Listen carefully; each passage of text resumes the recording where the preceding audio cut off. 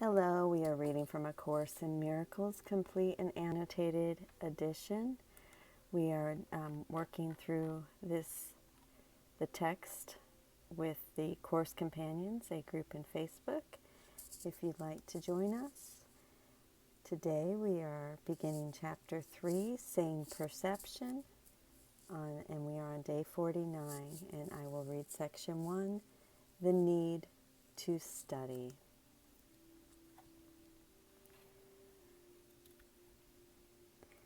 If you'd like to join me for a prayer, I will go ahead and read the prayer from Chapter 2, Section 10.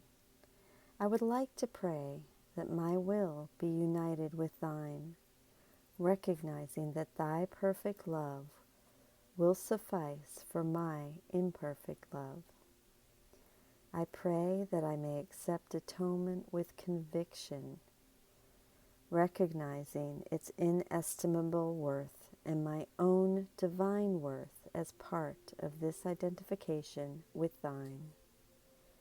I pray that my fear be replaced by an active sense of thy love and thy continual willingness to help me overcome the split or divided will which is responsible for my difficulty with this. I accept the divinity of the message I have received and affirm my will in both accepting and acting upon the atonement principle. Lord, here I am. Thank you. Amen. So we are in Chapter 3, Sane Perception. Section 1, The Need to Study. All learning involves attention and study at some level. This course is a mind training course. Good students assign study periods for themselves. However, since this obvious step may not have occurred to you, and since you are cooperating in this, I urge you to make the obvious assignment now. You may understand the need to study this course, yet still not realize that many of the problems you keep being faced with may already have been solved here. Perhaps you do not think of the course in this way at all, or perhaps you do from time to time, but then think the answer is probably in here and do not look it up. I've been there. That's gone through my head before. You vaguely know that the course is intended for some sort of preparation, but are you prepared? Mental retardation is a defense which, like the others, with the exception of the atonement, can be used on behalf of error or truth as elected. I apologize, I skipped over footnote 1. We're starting over. I urge you to make the obvious assignment now, footnote 1. For the content of what to study, see the first sentence of paragraph 4, which we will get to. And now, mental retardation, though it sounds prerogative now, was the standard term when this material was dictated in 1965. It has since been largely replaced by the similar but not identical term, intellectual disability.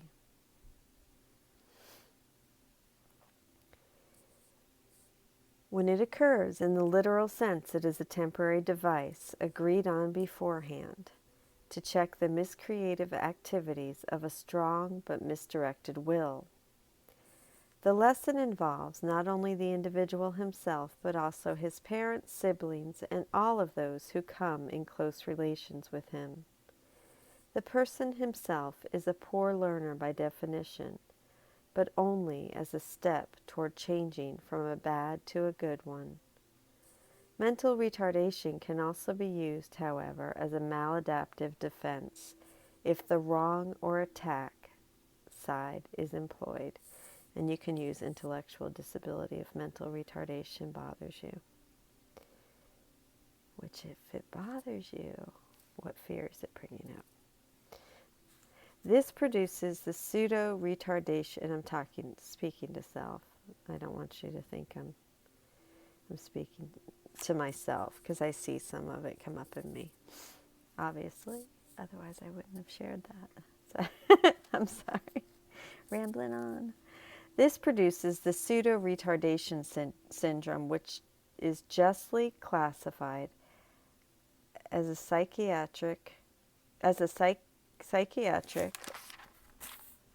or disturbed level symptom. Footnote 3.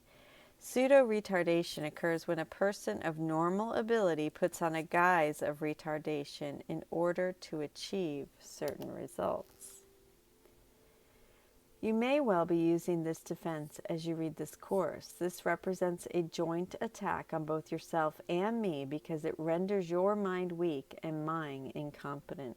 4. Pretending to not understand the course makes your mind appear too weak to grasp it and makes Jesus' mind appear too incompetent to make himself understood. We don't want that. Doesn't make it true. Remember, this puts you in a truly fearful position. If you cannot understand either your own mind or mine, you do not know what is really willed. It is thus impossible to avoid behavior-will conflict as defined before, because even if you acted according to will, you wouldn't know it. This is footnote 5.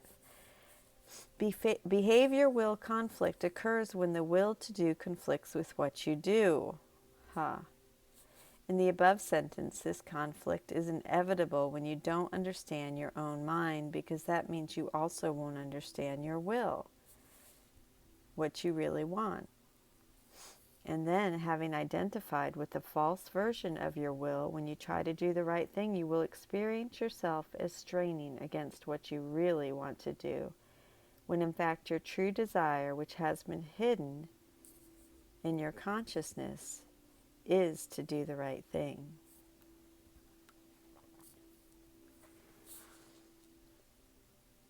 The next part of this course rests too heavily on the earlier part to not to require its study.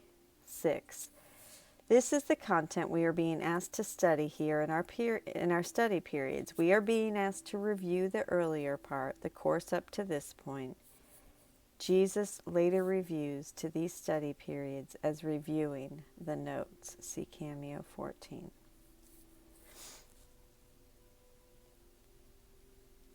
However, as you study the earlier part, you will see some of the obvious implications unless you still persist in misusing the defense of mental retardation. Please remember that its constructive use described above is hardly a real part of your own real equipment. It is a particularly inappropriate defense as you use it, and I can only urge you to avoid it. The reason why a solid foundation is necessary at this point is because of the highly likely confusion of fearful and awesome, which most people do make. You will remember, I think I just skipped a part. I apologize. Okay. I didn't read 7. Okay, so I'm going to start over. The next part of the course rests too heavily on the earlier part to not require its study, and that's footnote 6. Without this, you will become much too fearful when the unexpected does occur to make constructive use of it, and that's footnote 7. The unexpected refers to Jesus' comment originally at the end of the paragraph, originally at the end of paragraph 1, that the course was meant to prepare Bill for a quite unexpected role in God's plan, a role that Bill acted disinterested in because he was really afraid of it. The idea here is that unless Bill carefully studies the earlier part of this course, when that role finally does show up, he will be too fearful of it to make constructive use of it. All right, that makes sense. However, as you study the earlier part, you will see some of the obvious implications unless you still persist in misusing the defense of mental retardation. And I'm just going to read all of this again because, hey, I need it. Remember that its constructive use described above is hardly a real part of your own real equipment. It is a particularly inappropriate defense as you use it, and I can only urge you to avoid it. The reason why a solid foundation is necessary at this point is because of the highly likely confusion of fearful and awesome, which most people do make. You will remember that we said once before that awe is inappropriate in connection with the sons of God, because you should not experience awe in the presence of your own equals. Footnote 8. And that references Miracle Principle 46. The equal cannot be in awe of each other because awe always implies inequality. But it was emphasized that awe is a proper reaction of the Son in the presence of his Creator, and that's 9. Footnote 9. Miracle Principle 46. The sons are perfect creations and should be struck with awe in the presence of the Creator of perfection. So far, this course has had only indirect recourse to God and rarely even refers to him directly. I have emphasized that awe is not appropriate in connection with me because of our inherent equality. Footnote number 10. 46, Miracle Principle 46, awe is not properly experienced, even in relation to me. I have been careful to clarify my own role in the atonement without either over or understating it. Footnote 11. Footnote 11. I am the only one who can perform miracles indiscriminately because I am the atonement. You have a role in the atonement which I will dictate to you. My own role in the atonement is one of true projection. That is, I can project or extend to you the affirmation of truth. The atonement actually began long before the resurrection. Many souls offered their efforts on behalf of the separated ones. I have tried to do exactly the same thing in connection with yours. Footnote number 12. All of the teaching about giving miracles and thereby being the means of the atonement has been teaching about our role in the atonement. The next step, however, does involve the direct approach to God himself. It would be most unwise to start on this step at all without very careful preparation, or awe will surely be confused with fear, and the experience will be more traumatic than beatific. Healing is of God in the end. The means are carefully explained in this course. Revelation may occasionally show you the end, but to reach it, the means are needed. Footnote 13. See Cameo 14, The Chain of Miscreation, and I do believe that is our next reading. So we did the review of chapter 2, and here we are on chapter 3. The Need to Study, day 49. The commentary for this review is from Robert Perry, editor of the complete and annotated edition of A Course in Miracles. This section, I'm also reading commentary by Robert Perry and Alan Watson for the daily lessons, which I wouldn't suggest doing until you've read the course if it's the first time you've been in A Course in Miracles. Read the text first and then the lessons. But if you've read the text before, even in a different format, that's fine. It's just suggested. I'm not suggesting it. Jesus suggests it in A Course in the book. The commentary for this review is from Robert Perry. This section gives us a kind of checklist we can go through to evaluate our relationship with study. Am I devoting attention and study to the course for the sake of learning it as a way of training my mind? Yes, I'd say, so far so good. Have I assigned study periods for myself? Yes. Do I think of problems that I keep being faced with as perhaps being solved in the material I'm studying? Not really. I tend to think of those problems being solved in the course's teaching in general. Do I look up the place in the course where my recurring problem has been solved? I don't really actively go and look up places in the course that will solve some recurring problem of mine. I will more study a topic in the course than apply it to my problems, which is different. And I'd have to say about the same for me. Do I assign review periods to myself? Yes, I'm currently doing that. Am I approaching study of these early chapters as very careful preparation for what is coming in the course? That's a good question. I think to some degree I am. I realize they are a foundation, and I'm trying to lay a good foundation. 2 additional comments. First, I think the comments on using the pseudo retardation syndrome in relation to the course are priceless. It's a universal assumption, which I bought into as well, that people just aren't understanding the course.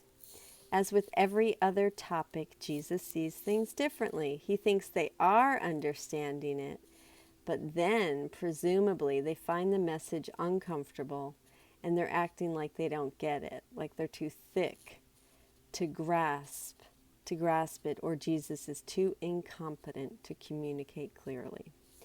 So I'm blah blah. All right.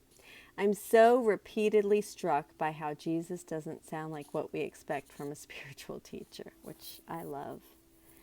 We expect an enlightened teacher to some degree to be impenetrable, making a lot of mysterious statements, speaking in deliberate paradox, and refusing to be pinned down. In contrast, Jesus in the Course explains himself. He's deliberately trying to remove the mystery. I have been careful to clarify my own role in the atonement, he says, without either over or understating it. I find that so refreshing. Nicola was saying that he comes off more like a normal teacher than a spiritual teacher. And I'm not sure who Nicola is. It could be his wife or such. I don't know. And that's all he wrote. This is a beautiful, beautiful, beautiful, beautiful. I'm so grateful to be on this journey with Course Companions. Day 49, Chapter 3, Section 1, The Need to Study. I love you. Thank you for joining with me.